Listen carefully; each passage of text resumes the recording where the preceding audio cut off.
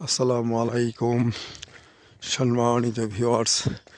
শীতের সকালের সূর্য দেখুন, সূর্যটা উঠছে। পঞ্চগড় জেলায় আমাদের প্রচণ্ড ঠান্ডা। এই ঠান্ডার মাঝেও দেখুন অবশ্য সূর্য দেখা যাচ্ছে।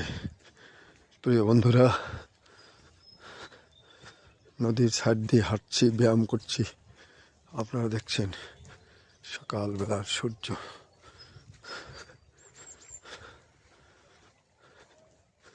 করতোয়া নদীর উপর গ্রামীণ এলাকা, পঞ্চগড় জেলা শহর থেকে 10 কিলোমিটার পূর্ব দক্ষিণে সরকারপাড়া গ্রামের করতোয়া নদীর উপর সকালের সূর্য।